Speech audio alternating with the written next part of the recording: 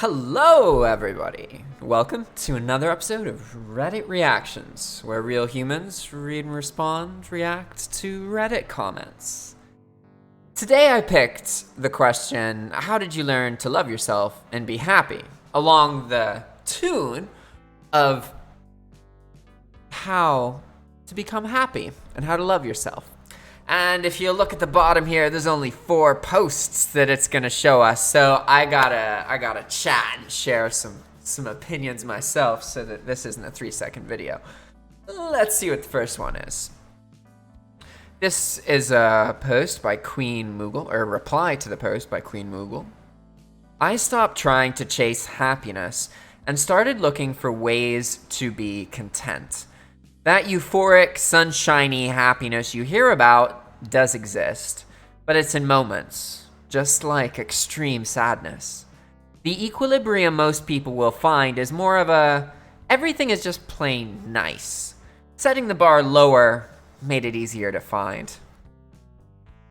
Yeah, happiness, in some ways, for me, I feel scared when I feel really like euphoric and happy because I know that those kind of feelings can't really last, right? And life isn't about how you are in this moment.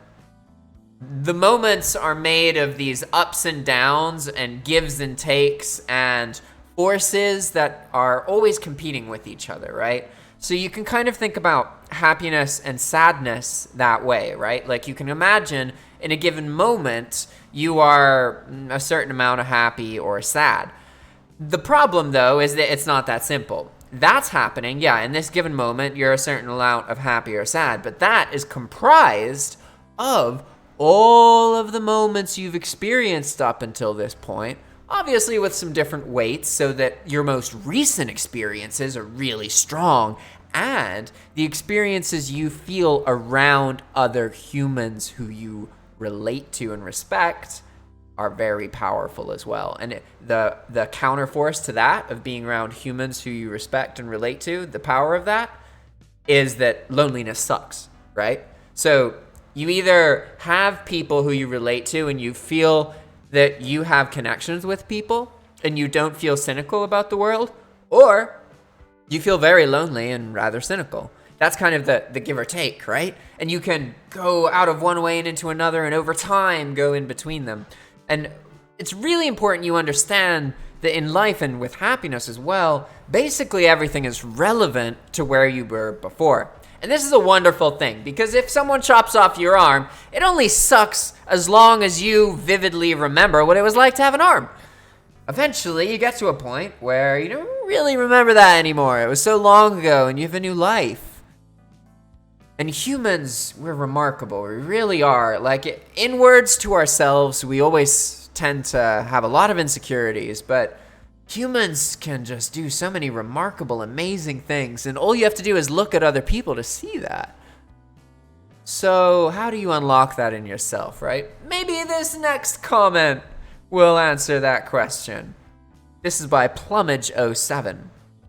I stopped using other people's lives to gauge mine. I found things that I enjoy and do them as often as I can.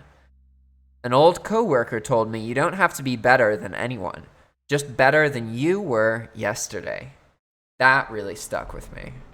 Hey, this is awesome. If you could memorize sentences that are important, yeah, be better than you were yesterday. Basically, if you apply that to almost everything in your life, you don't have to remember many other rules. Just when it comes to being kind to people, when it comes to being more diligent, when it comes to eating more healthily and valuing the life that you have, you're better off trying to be better than you were before. And this goes into the relative thing. If you get too locked up in all these things you think about other people, come on, how much do you really know about these people? If you think of these people who you think have done amazing, great things for humanity, or super famous celebrities, or people you personally really look up to, do you really know that person? Seriously. Or are you just idolizing them? Do you just conveniently happen to know the most amazing things that they did and almost none of the horrible things that no one else knows about that they went through? All of the boring days, all of the lifeless moments that they saw and felt? You don't think about that, right? But they felt it. They felt it just like you. And that lesson is important. And this post really gets into that because other people are like the key and the lock, sort of. Because if you try and replicate what other people are telling you, and when I say other people, let me define that more clearly. You listening to this right now, you have a perception of them, of other people, the rest of the world, of society, and the things that they can judge about you. You have this voice, let's call it society's voice of judgment upon you. You have that in your head, right? And everybody has that to some extent. It's different for different people, but everyone has it. And if you're not careful, that voice is going to trick you, and it's going to make you think that everybody in the world is that voice. They are that worst thing you think, but it's not true. And if you keep comparing yourself to other people, you're going to forget you. And can you really be surprised if you're not happy when you're not doing stuff every day that makes you happy? Like, how dumb is that, right? Like, do people really think, oh, I can just be happy. I deserve to just be happy without having to do anything. I should just be happy all the time, and I'm not. What the hell? Something's wrong with me, right? That's how most of our brains work, and that's how we're told to do it, which is dumb, because you have to, your mind, your happiness is a result of your lifestyle. It's a result of your actions, your habits, the things you do on a regular basis. Are they things that are contributing to you and your future? Or are they things that are contributing to someone else's future at your expense?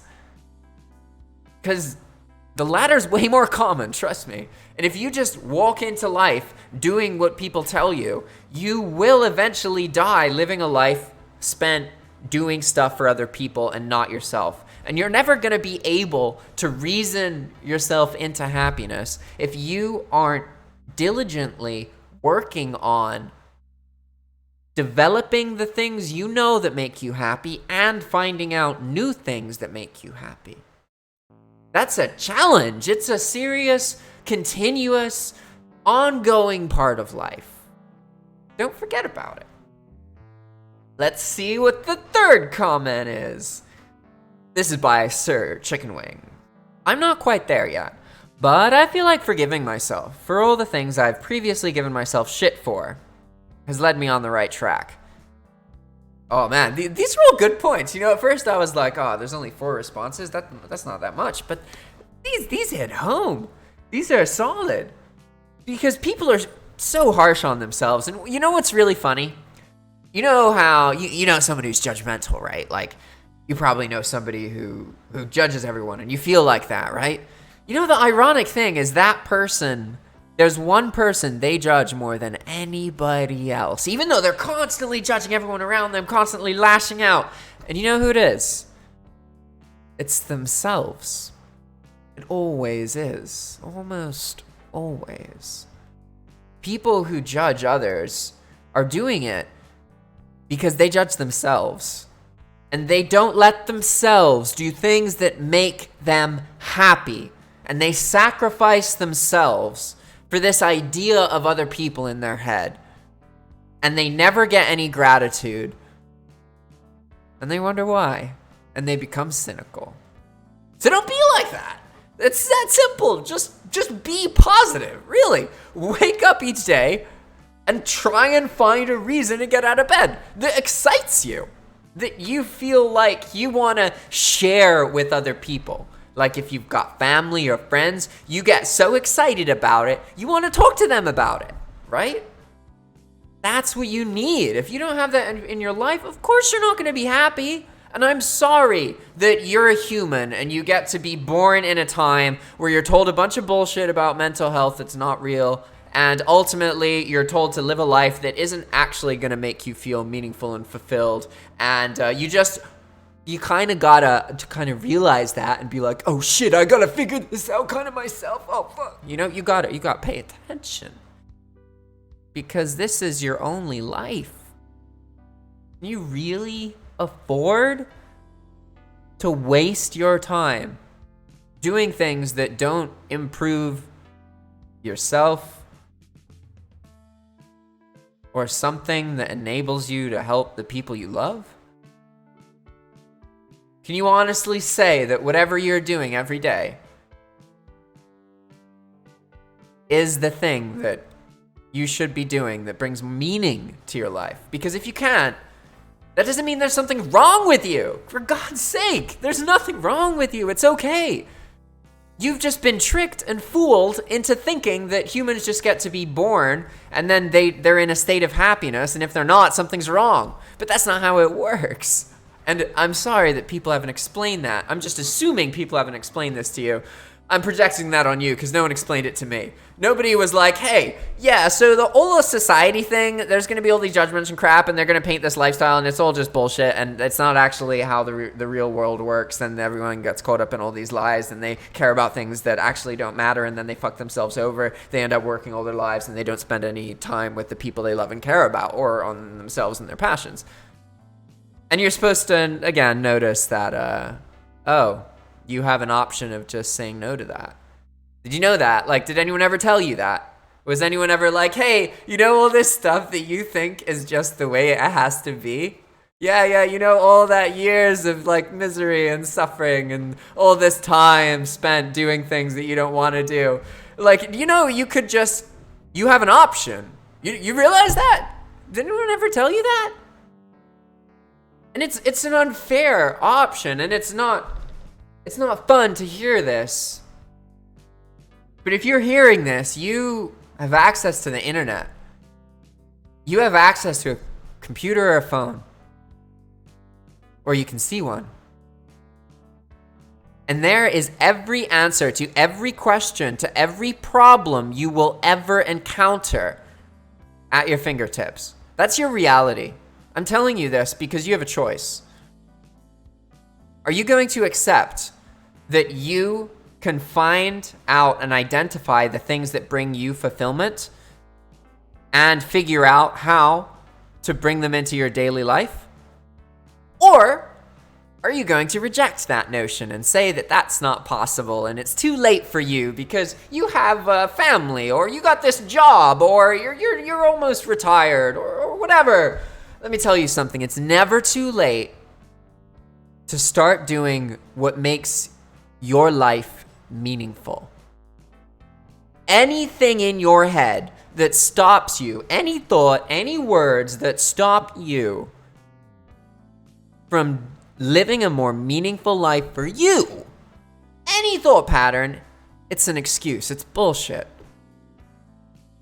You are the only one who's going to be able to figure out how to live a meaningful and fulfilling life. And I'm sorry that it isn't just handed to all of us. I'm assuming it wasn't handed to you. And I'm sorry. But that doesn't mean that you can't figure it out. You are actually in the best spot to figure out what you need to be happy. And that's the great irony of it. If you just focus on you and what you need to be at your best and how you can feel skilled and talented and able to help other people in your way, everything else, boom, just changes. Over time, it really does. But I understand, like now, maybe in this moment, if you're listening to this, if you're into it, maybe you feel like you have that moment of clarity. You can kind of see things that way, but you know that that's fleeting, that mind isn't, that mentality isn't gonna last. It's gonna go away. There's gonna be a more sad mentality or a more hopeless train of thought. And that's the reality, right? These moments are fleeting. But it doesn't have to be that way. And I promise you, if you're even capable of feeling a single moment like that a year, you can get yourself to a point where you're like that half the time. And then that's hard to fathom, because for me, I was like, no, there's absolutely no way I will ever be able to feel clear-headed and just understand how to fix problems half the time. Like, maybe I'd be like, I don't know, an hour a month or something. But now I see that when you have everything you need to be happy because you've spent time building a lifestyle that allows you to express yourself and develop your skills and meet people whom you respect and admire, everything else changes drastically. Every problem you have changes. It all boils down to you. What do you want to do with your time before you die, huh? That's a good question. They say that you should always start with your death. Because it's the thing that gets you to feel alive. It's what gets your heart to beat. It's what gets you to understand that you shouldn't beat yourself up at all. But at the same time, you will die. And if you die before you've lived a life that is your own, were you even alive? You know? And you haven't died yet. So get at it, right? You can do it. We all can. The trick is we all just need to interact occasionally with people who are quite stable and happy. Those kind of people, unfortunately, are very rare. All right, everybody. Last comment now. Oh no, that was it. All right, that works out. If you want to make this kind of content where you browse content online and record your screen and read and react to the content, make it your own, respond, and publish it on YouTube, please reach out to us. We are looking for more people to work with to make this kind of content. You can get my email or our email address by going to our YouTube channel, clicking on the About, doing the little CAPTCHA thing after the business inquiry part, and saying hello. We want to set up a Zoom call with you. All right? Thanks for watching, and we'll see you next time. Ciao!